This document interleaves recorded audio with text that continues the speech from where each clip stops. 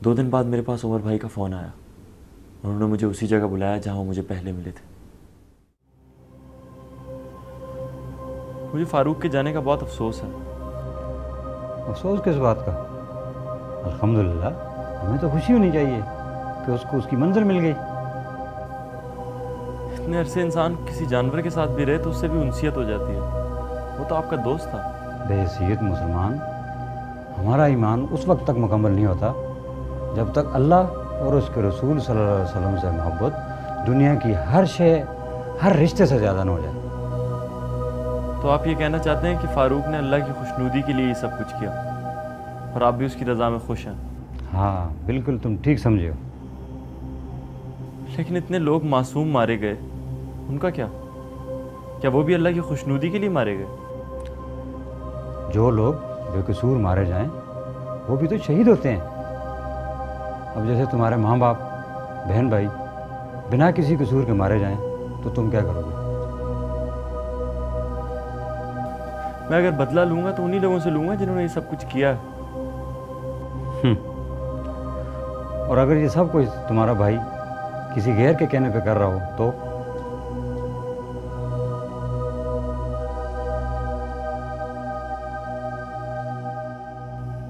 मैं उमर भाई की बातों में मज़ीद उलझ गया था। वो हमेशा ऐसी बात कहते जहां मैं उलझ जाता था। वो मुझे अगली मुलाकात तक के लिए ख़ास मुकाम पर रोक रखते थे। मैं उनकी आखिरी बात को ही सोचता रहता और साथ ही इस इंतज़ार में रहता कि कब दोबारा उनसे मुलाकात होगी। बातों बातों में उन्होंने मुझे बताया था कि उन्हें भी पहले बहुत से सवाल करने की आदत थी, लेकिन आहिस्ता आहिस्ता उन पर हक खुलता गया और आज उनका दिमाग बिल्कुल साफ़ है। मुझे लगता था कि शायद मैं भी उन जैसा हूँ। मैं भी सवाल करूँगा तो मेरा भी दिमाग साफ़ हो जाएगा। मुझे उनकी बात सुनकर हैरत हुई तो उन्होंने मुझे बातर्जुमा कुरान मजीद पढ़ाया और मुझे बताया कि कहाँ कहाँ जहाद और शहादत के बारे में बयान किया गया। और से सुनो कि क्या लिखा हुआ है, वक़ातिलू फ़ी सबीलिल्लाहि लज़ी युक़ातिलूनकुम। इसका तर्जुमा क्या है? और बैत कर लो, तुम लड़ो अल्लाह की राह में उन लोगों के साथ जो तुम्हारे साथ लड़ने लगे। वहाँ सिर्फ उमर भाई नहीं थे जो इस तरह की दीनी बातें बताया करते थे, बल्कि वहाँ कुछ और हजरात भी आते थे। एक मौलाना साहब और थे जो मुझे बहुत अच्छी दीनी बातें बताया करते थे कि अल्लाह ताला हद और कानून शरई से निकलने वालों को पसंद नहीं करते। वक़्तुलूहुम हैसु सक़िफ़्तुमूहुम व अख़रिजूहुम मिन हैसु अख़रजूकुम वल फ़ितनतु अशद्दु मिनल क़त्ल। एक तो मैंने कुरान मजीद पहले कभी नहीं पढ़ा था और पहली दफ़ा में उनसे पढ़कर मुझे बहुत सुकून मिलता था। वो मुझे बहुत सारी ऐसी जगहें बताते थे जहाँ पे अल्लाह ताला ख़ुद शहादत को बहुत बड़ा मर्तबा देते हैं। मुझे बहुत सुकून मिलने लगा था। उमर भाई की बातों से ऐसा लगता था कि शहादत का मर्तबा बहुत बड़ा है। मेरा दिल करता था कि मैं भी शहीद हो जाऊं, मगर मेरे दिमाग में कुछ उलझने और कुछ यकीन था। यकीन इस बात पे कि शहादत का मर्तबा वाकई बड़ा है और उलझने ये कि अपने साथ लाखों बेगुनाह लोगों को कैसे मार दूं। ये बात मुझे बार बार रोक रही थी।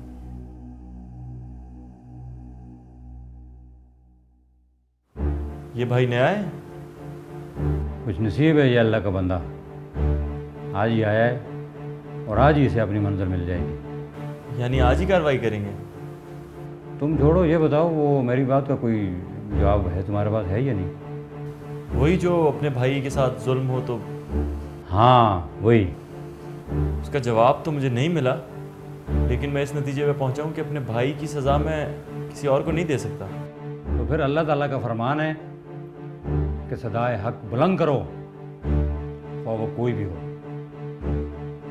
याद करो, जब हुजूर सल्लल्लाहु अलैहि वसल्लम ने दावत हक देना शुरू की तो उन पर कितने मजालम ढाए गए, मगर उन्होंने उफ तक नहीं की। जालिमों के हक में दुआ की, लेकिन वो वक्त भी आया जब अल्लाह के हुक्म से उन लोगों से रिश्ते नाते तोड़ने का हुक्म मिला जो कुफार से मिले हुए थे। कितने सहाबा कराम के ऐसे वाक़यात हैं जिन्होंने ना सिर्फ अपने सगों को छोड़ दिया बल्कि उनके खिलाफ जंग भी लड़ी। लेकिन ये बातें तो उनके लिए हैं जिनके अंदर ईमान की ताकत हो। कौमी जज्बा हो और मुस्लिम उम्मा का दुख भी हो। तो क्या मैं इन बातों से आ रही हूँ? मुझ में ये बातें नहीं हैं? जब तक इंसान दुनिया की मोहब्बत में गिरफ्तार रहता है उसमें एक कमी रहती है।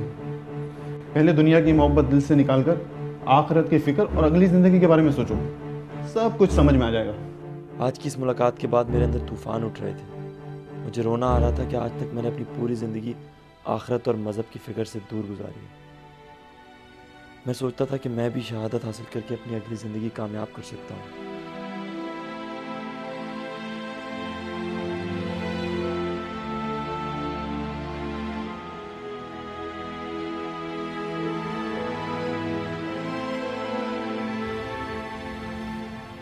मुझे ऑर्डर मिला है कि सदर एम्प्रेस मार्केट के पास धमाका करना है। वो क्यों? बस ये तो हम नहीं जानते भाई, हमें तो हुक्म मानना होता है, बात कोई हमारी समझ में आए या ना आए। तो क्या उन्होंने आपसे कोई बात की है कि वो आपको नया बंदा देंगे? ये मिशन आपका है। मेरा? लेकिन उमर भाई मैं... क्यों, क्या हुआ? अरे भाई तुम तो खुशकिस्मत आदमी हो कि अल्लाह ने तुम्हारी सुन ली। देखो मैं और आरव भी कब से शहादत के मुंतज़िर हैं, बल्कि आरव को तो मौका भी मिल गया था, लेकिन बस मेरा ख्याल है कि अल्लाह ताला ने उसकी कुर्बानी कबूल की। वो बात नहीं है उमर भाई, लेकिन मैं शायद इतनी जल्दी मैं ज़हनी तौर पे तैयार नहीं हूँ। क्यों, क्या हुआ? बस वो ऐसे ही दावे थे। अरे भाई तुम खुशकिस्मत आदमी हो कि अल्लाह ने तुम्हारी दुआ सुन ली, और ये बहुत बड़ी शहादत है। अगर तुम ये समझ लो तो बोलो कि यार अभी मुझे कहीं भेज दो। ठीक है, मैं तैयार हूँ। माशाअल्लाह माशाअल्लाह, सुभान अल्लाह, मुबारक हो मेरे दोस्त। लेकिन मुझसे एक वादा करो कि मेरे लिए दुआ करोगे। उमर भाई मुझे हर मुलाकात में शहादत और जहाद से मुतालिक किसी न किसी आयत का तर्जुमा सुनाते थे। आज तो मुझे ऐसा लगा जैसे मेरी रूह तड़प गई, और यूं भी यहाँ कौन है जिसके लिए ज़िंदा रहना है। बस मैंने उसी वक्त फैसला कर लिया कि मैं भी शहीद हो जाऊंगा। उसी रात उमर भाई मुझे वहाँ ले गए जहाँ मुझे शहीद होना था। उस वक्त मैं क्या महसूस कर रहा था मैं बता नहीं सकता। मैं उस जगह खड़ा था जहाँ अगली सुबह मुझे शहादत का मर्तबा मिलने वाला था। उमर भाई बात करते वक्त हाथों का इस्तेमाल नहीं कर रहे थे, शायद किसी को शक नहीं डालना चाहते थे। ये इतनी ख़तरनाक बात थी कि वहाँ मौजूद किसी भी शख्स को ये पता नहीं था कि हम यहाँ खड़े क्या कर रहे हैं, और हम में से एक मैं सुबह वहाँ क्या करूँगा।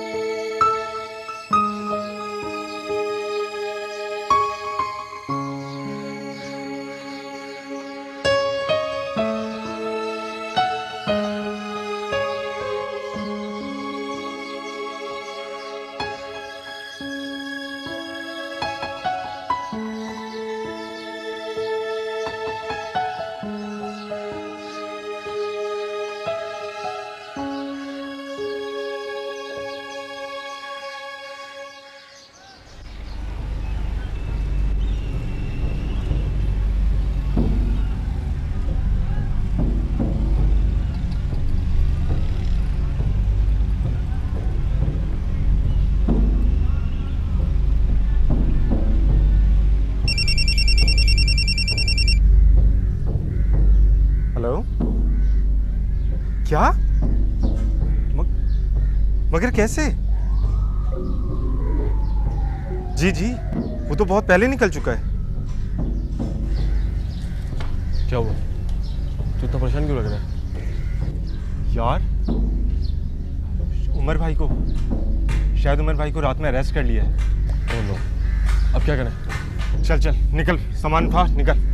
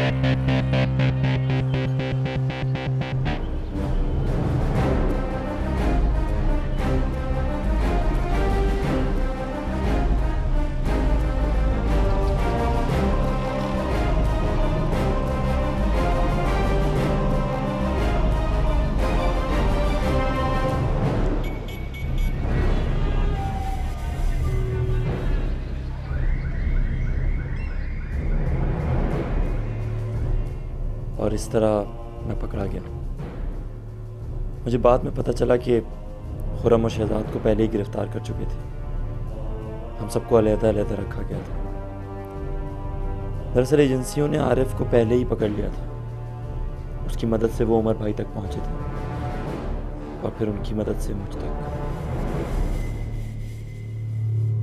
मुझे नहीं मालूम था कि उमर का ताल्लुक़ किस गिरोह से है, उनका मास्टरमाइंड कौन था, किसने उन्हें खुदकुश बमबार बनाया। लेकिन इतना मैं जानता था कि मुझे लोगों से ज़्यादा मेरे अपने हालात ने इस तरफ धकेला था। आज मैं अपनी सज़ा काट रहा हूँ और अल्लाह से माफ़ियाँ मांग रहा हूँ और शुक्र अदा कर रहा हूँ कि मुझ समेत कितने ही मासूम और बेगुनाह ख़ानदानों को बचा लिया। और यूँ भी हम लोग जहाद के हवाले से बहुत सी आयात को अपने मकासद के लिए इस्तेमाल कर लेते हैं, मगर ये नहीं सोचते कि कुरान में ये भी लिखा है जिसका मफ़हूम कुछ यूँ है, जिसने एक इंसान की जान बचाई गोया उसने सारी इंसानियत को बचाया, और जिसने एक इंसान को कत्ल किया गोया उसने सारी इंसानियत को कत्ल किया।